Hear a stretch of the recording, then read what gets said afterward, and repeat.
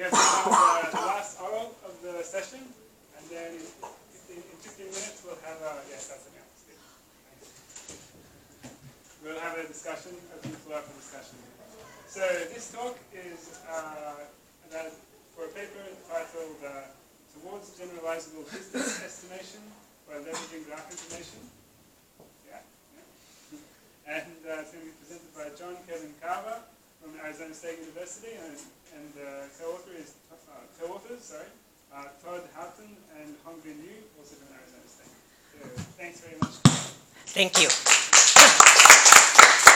Before I begin, I would like to thank the workshop organizers, because I did not believe I would have been accepted, let alone speak to you right now. So if I freeze up, I apologize. So to begin, I will be discussing about generalizable distance estimation, and the first thing that comes to mind when we talk about distance estimation is monocular depth estimation. With a monocular depth estimation, we take an image, regress on the pixels of that image in order to create a 3D-esque representation of that image. This can be used for autonomous vehicles and robotics.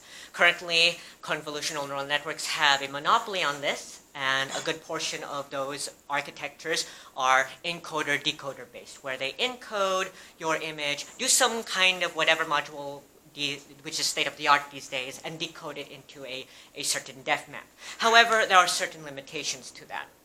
The first limitation is image dimensions. So take, for example, you have an encoder-decoder, but with a fixed architecture size, you could foreseeably see an image that is too small to be convolved or pulled.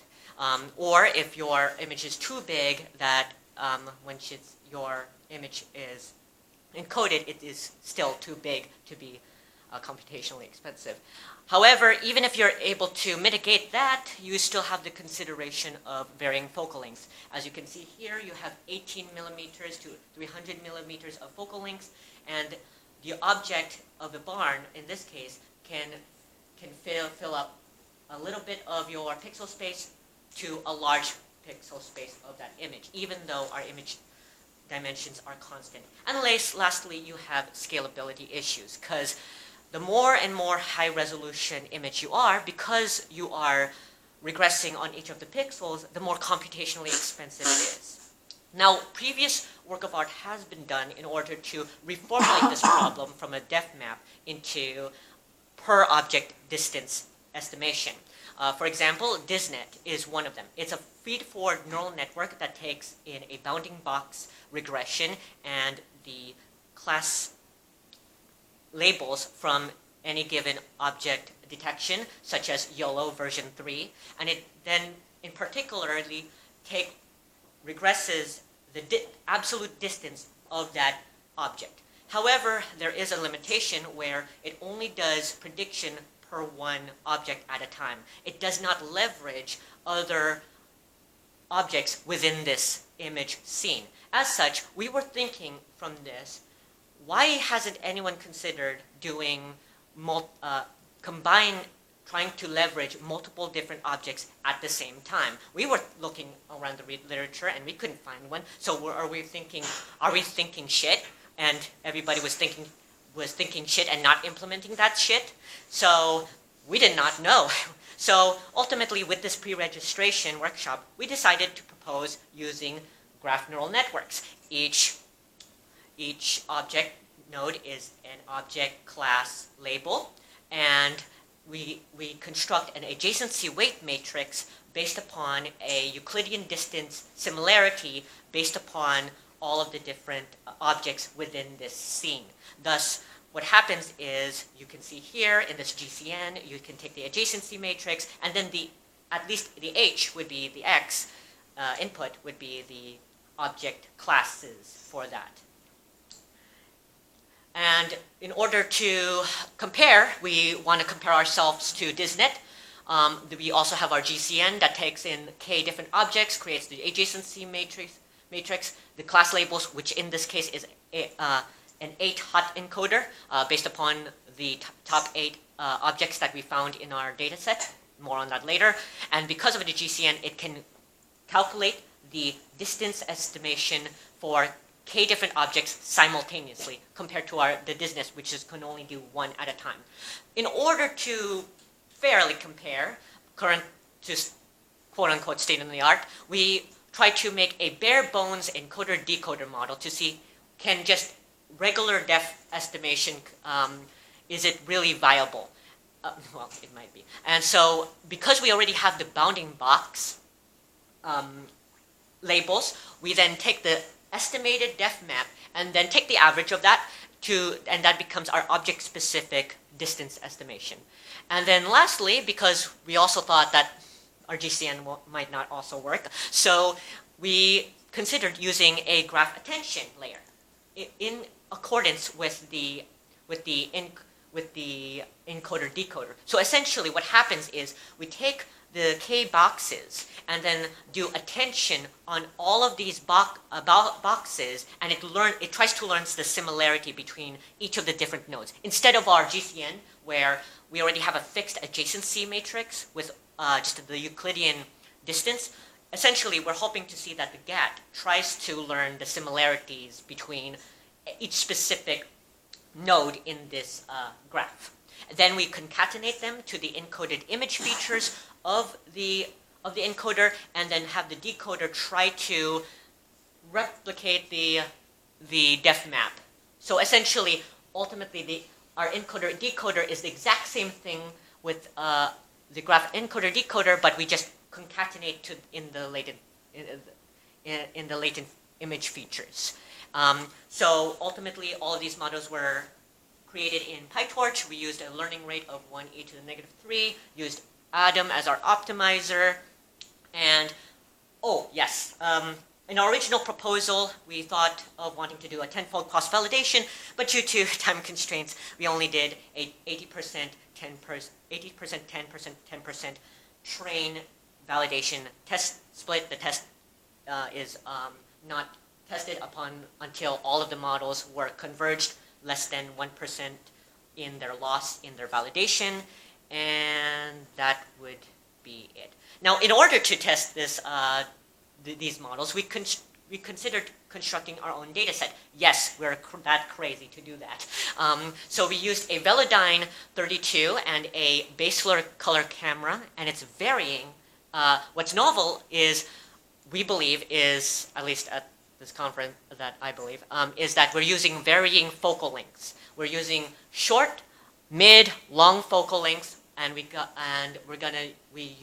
took data from 10 different sites and 5 minutes for each focal length, 10 frames per second, giving us a 2.5 hour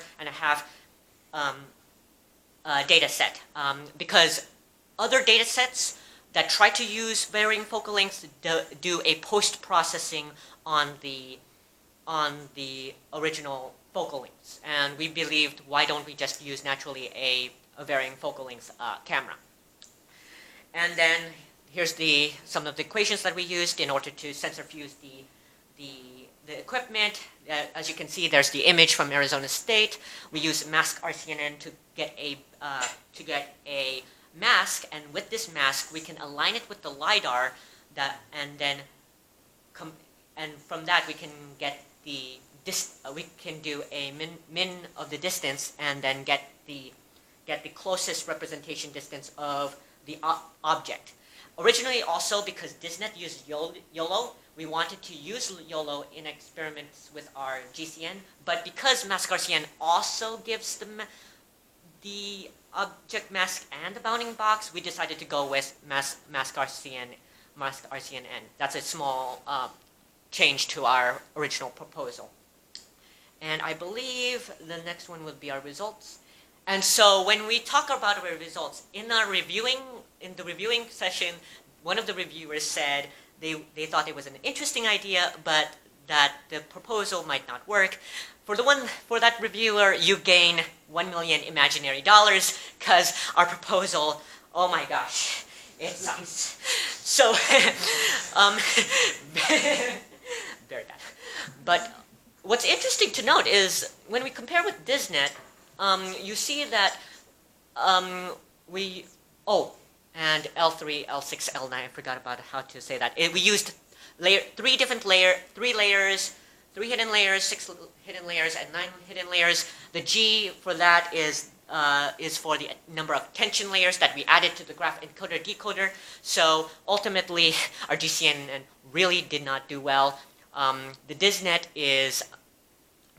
apparently with 6 hidden layers is able to have the best loss. The encoder decoder ranges from 14.99 meters to 16.30 meters, and this is the mean absolute distance loss. We take the difference between all of the ground truth and predicted distance, and take the average mean from our test.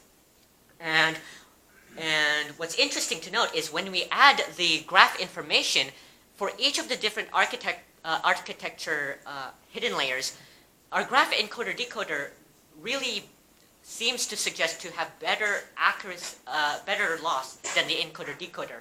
Now, we're not going to say that it's better by any stretch of the imagination, but there's some suggestion to it. In addition, we considered the graph encoder decoder. We take the best one with the layer 6, and we added more GAT layers, 1, 3, and 6. And what's interesting to note is that if you see in the graph encoder decoder with 3 GAT layers, the variances of the loss is better than our graph encoder decoder with layer 6 of just 1 GAT. And even though it has worse average distance metric loss, we see a better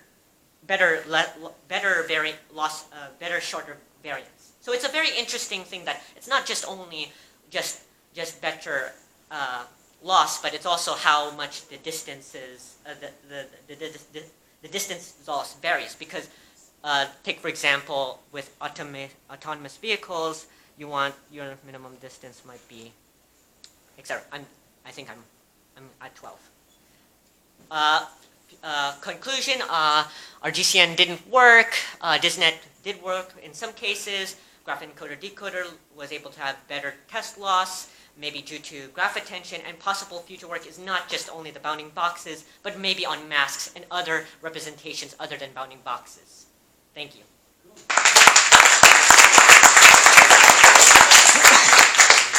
Thanks very much. Thank you. Any questions? It's quite a lot to propose, like a new model and also collect files. Yes. I apologize. Do we have some questions from the floor? So, is it expected to look like an example of pre-registration, or? Yes. Yeah. Like it was pre-registered. That was mean, like they wrote a proposal and tested it before, tested it out. I mean, do we have any mechanics for pre-registration of ICCV? Any metrics for pre-registration at ICCV? Yes, I mean. I mean, like people publishing at ICCV with pre-registration.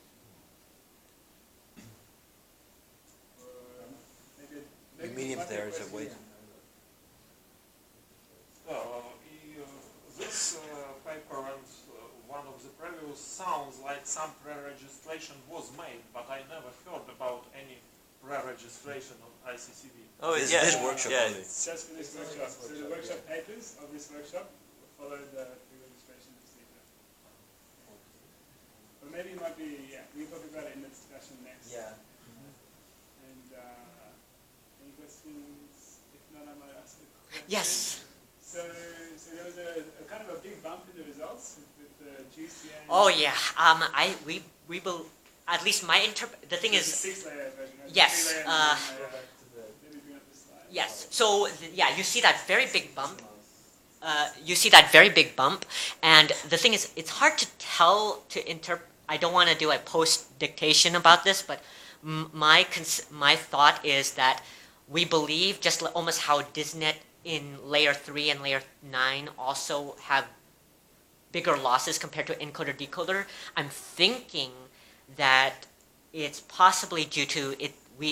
One of the conclusions that we might think is that they are possibly very noisy, and whereas maybe the best reason why you might use encoder go back to depth estimation is because since you're predicting on all of the different pixels, it's it acts like a regularization on that. And however, though to be fair, I did some experiments during the conference afterwards, because what's interesting is I was intrigued after this, and I wanted to use, instead of a GCN, why not use a GAT? And it also gave me 12 meters. We're using just one layer and 2 layers. So that's very interesting. That's actually another future work too. Yes, using attention. Yes, graph attention layer. Yes. Okay.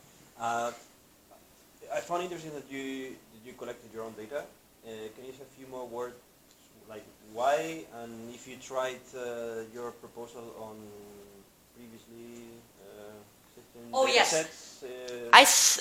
I think the reason why it was a little bit skipped over was because the reason why is we looked at some of the different data sets like NYU and etc. And you see that, or Kitty, if you can even do Kitty. The issue is they have their own specific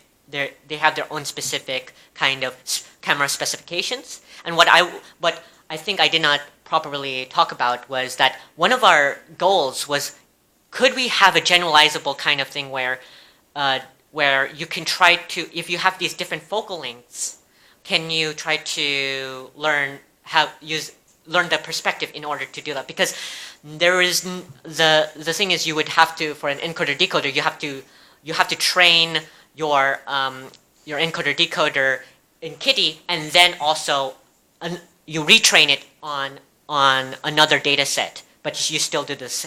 You do a comparison against other models, but you have to I wanted to see just one model, and it can work on multiple different focal lengths. Yeah, actually, did you have any results where you just trained with one focal length and tested another focal length or something, just to show how? Oh yes, that was one of our things that we considered, but we did not put in our proposal because we thought that doing the data set alone would be crazy. Yes, but yes, that's also another future work. Also, we were thinking of, once we anonymize some of the images, we might also release some of the data set. So we are looking also for collaborations and possible future work. All right, great. Cool, thanks very much. Thank you.